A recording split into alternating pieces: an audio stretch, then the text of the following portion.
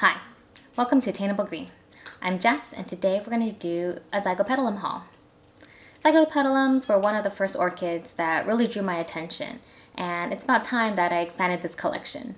So let's get started. The first zygo that I got is the Zygosepesculum QF Amanda, and this one came with 2 spikes. The flowers are fully open and actually starting to fade. There's 1 bud left to open, and we'll see how that fresh flower looks compared to the rest of the flowers. It has a hyacinth scent with some peppery and spicy notes to it. This one definitely has a heavy fragrance. I kind of like that since most of my plants don't really have a scent, so it's nice to have something that you can smell a couple of feet away. This hybrid looks very vigorous. The pseudobulbs are huge and kind of monstrous.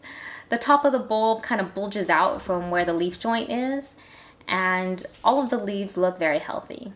There's about 5 pseudobulbs, and it seems like it's been grown from seedling size. The media is a mix of bark, perlite, and cocoa peat, which is kind of cool. Next is the Zygonisia Murasaki Komachi Blue Hawaii. Now this one is a fairly young plant, but it is blooming size. It has about 5 pseudobulbs and about 2 immature growths. It'll be interesting to see when this one spikes. I think this one will be very vigorous. This one is potted in moss, so I know that it needs a lot of water and a lot of moisture.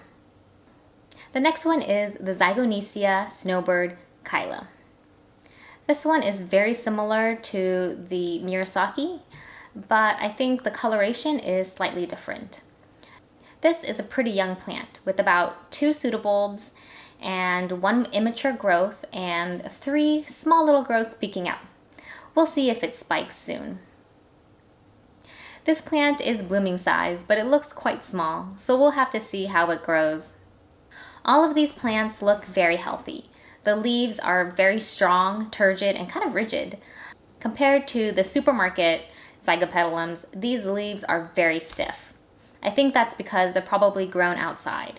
This year, I'm going to treat my Zygopetalums as outdoor plants, and I'll be growing them outside. I will have some protection for them from the rain so that it doesn't get too cold and too moist. Well, that's it. Thank you so much for watching. If you like this video, please give it a thumbs up. Subscribe to my channel, Attainable Green, for all the latest updates. And hit the bell so you never miss an episode. Bye!